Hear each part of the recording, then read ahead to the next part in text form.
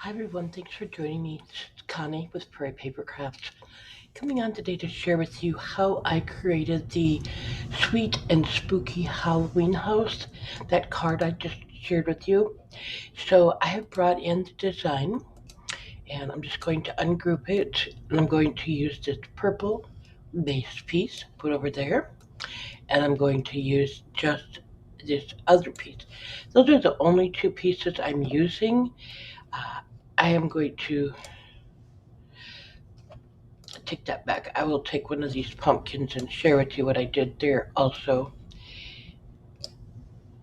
Okay, let's see. You'll need 10 pumpkins if you want to do it the way I did it. I'm just going to do 5, 2, 3, 4. Okay. And only because I'm only going to show you one side, just the one pumpkin. Let's get these out of the way a little bit.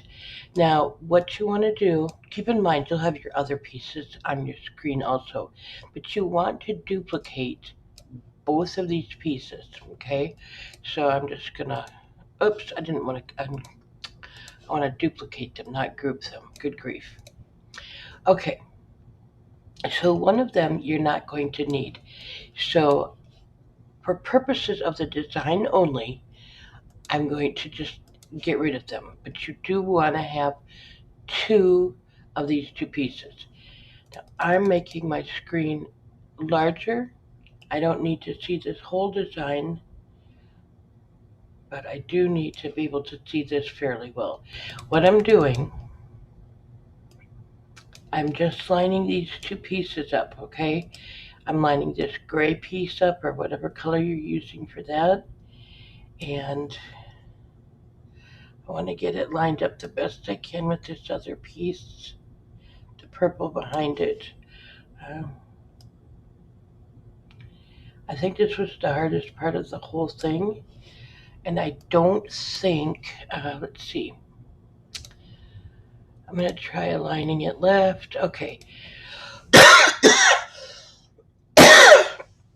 Now I'm going to just try to move it up a bit. Oops. It's just not wanting to fit right for me. You want to get it right in here, okay? Obviously, and right in here. You want to get it as close as you can to being just matched up perfectly. It's not looking like it now, but when I made it larger, it looked better.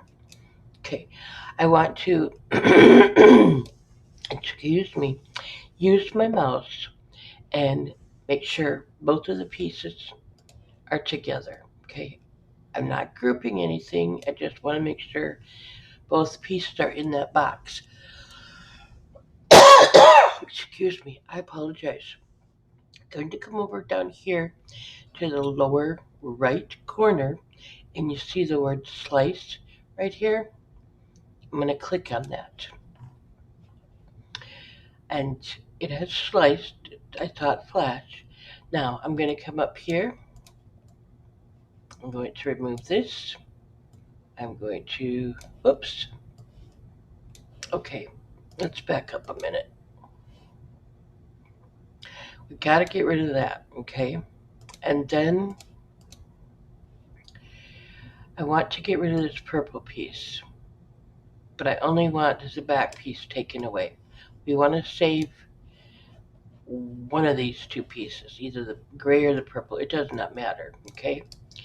This we want to delete. We don't need that. We're going to have to do just a little bit of cleanup. That's not unusual when I do this, so it's no big deal.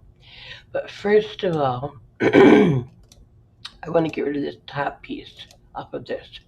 So I'm going to come in with a shape, and this takes a little bit, so it takes a couple times to get it right. I just cover that up. Again, I'm going to come in. I've highlighted that piece so both the black and the purple are together. I'm going to hit slice and I'm going to delete this stuff. Now this is still together. I'm going to get that out of my way. So I need to get rid of some more stuff here. Okay. And you can only slice 2 pieces at a time. So again, I'm going to get those together, slice, erase that, come in. Now this one, I think, if I'm careful, I can make my box bigger and maneuver it around, and I can get that other little tail over here in there. Okay. It takes just a little bit to do it, but it's not bad at all. I mean, it's to me, it's just the way I design things. I do this with other shapes and stuff to get what I want. So I'm gonna get this over a little bit. I'm gonna make this much smaller. Uh,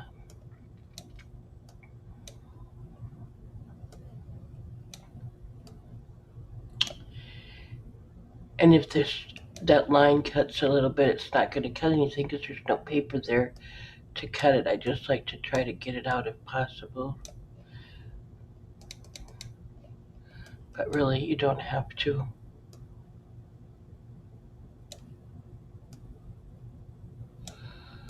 Just, uh, just me. Okay. I'm going to make this smaller again so it's easier to see. Okay, you do have that tiny little piece on there. It'll be taken care of when we weld it. Now I'm going to bring my top piece back on, and I'm going to bring it to the front. And excuse me, I'm having a struggle this morning. I want this top purple piece. I think I'm going to use this piece. It'll be easier to see the contrast for you. What you want to do is basically just line these 2 pieces up. If your mouse will cooperate, you can delete one of them. Okay, and then just this time we're going to hit combine, and I want to weld. There you have the bottom flap of the door.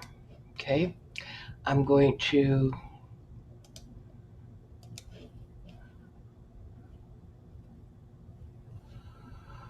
what did I do? Delete something here? Oh, there it is. Okay, I was going to say I knew I had it. I want to ungroup this a moment. I'm going to change this to white or a lighter purple. Let's do lighter purple. And then you can see you have your 2 pieces. And then you'd have your other pieces that you do. Okay? Excuse me, I apologize. So, just to give you an idea, and that's the card. And then you'd cut your other pieces out. Now, I'm going to show you how I scored this and made it into an actual card, and what I did for my pumpkins. I'll be right back for that. Okay, now I'm going to show you how I do the pumpkins and put the card base together. So I've got a few of these done, but you take your pumpkin on a scoreboard, and I'm going to see if I can get it in a little better here. So I'm just lining it up best I can. I'm using the center top, and hoping I'm not getting my head in here, and I'm just putting a score mark in the middle. If you can see that, just right down the center basically. If it's not 100% perfect, you will be able to fix it as you're putting it together. Okay, so I've got two of these here. I've got three done. So, excuse me. So I'm going to set those aside a moment.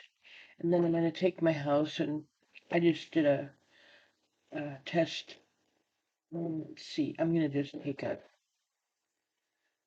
I want this to be a little bit of a contrast so you can see where I'm at. So I'm just going to go like this and give you an idea.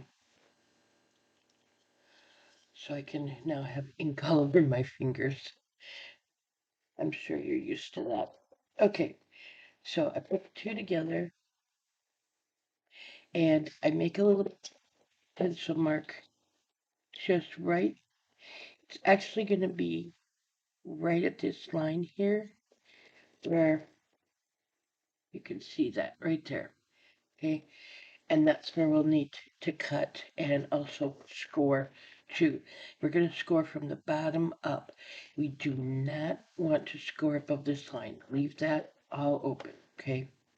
And what I try to do is get, here's going to be my groove, okay? Just here, I kind of try to go just past that, about a 16th of an inch. So between two, these are 1/8 inch grooves. I just go between one, and I'm just putting it at my 6-inch mark because I can, it's kind of in the middle for me. And all I'm doing is scoring up to that line. Let's see, put a pencil mark in mine. Oh well, I can't even draw straight with the groove in there. That's that's what we're gonna use. And you may have to cut a little bit. Mine just tore with the paper, but you might have to, when we put that little nick, just snip the littlest bit, okay? And then you glue these two together. So let me get some glue out. Let me move my scoreboard. It really is just in my way. I don't have one of those fancy mats that you can put on top of your scoreboard to work. I would just gunk that up with glue and whatnot. So sometimes I use my black mat from close to my heart. But like I said, I just get everything gunked up, so it's probably best I just stick with what I have. This piece got cut off. Don't mind that at all. It's not supposed to be like that. Anyway,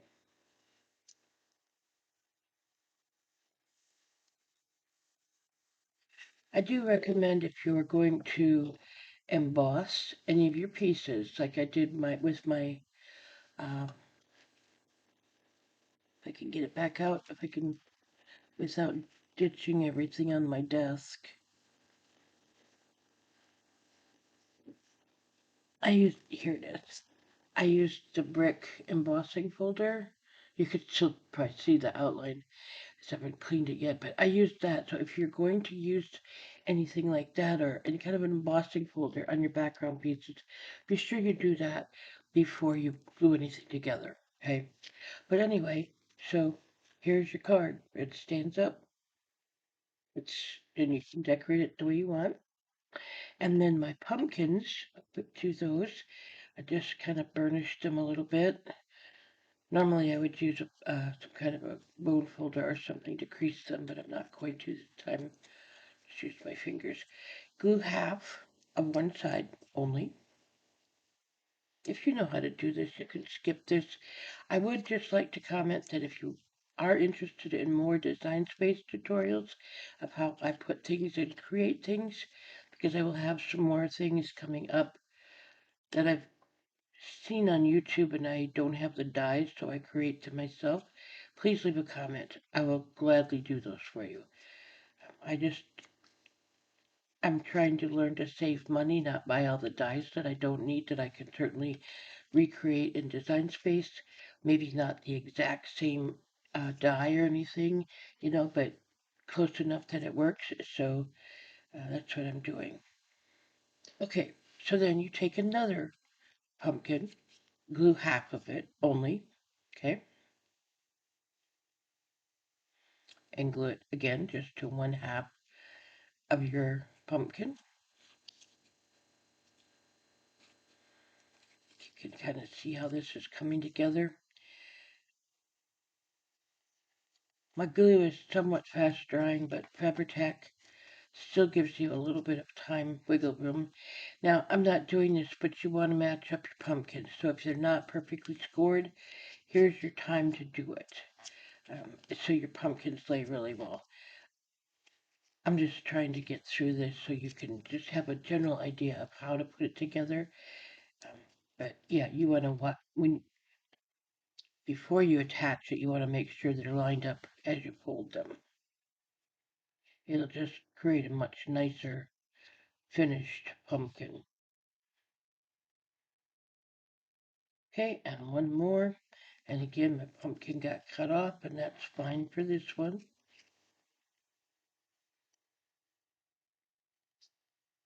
Big thing is just remember when you're first gluing them, only glue one half at a time, just one half to one side. Okay, that's all it takes. Excuse me, got a frog in my throat this morning, terrible. So also, this is how you could create a stand-up pumpkin. You would just glue then this final side together. But in this case, we want to flatten it out, take the back two pieces you can see there, glue these two pieces, and not glue it to my house. You'd be gluing it to the pumpkin on your candlestick. But anyway, so you have the two pieces that have the middles in it. You would just glue it down.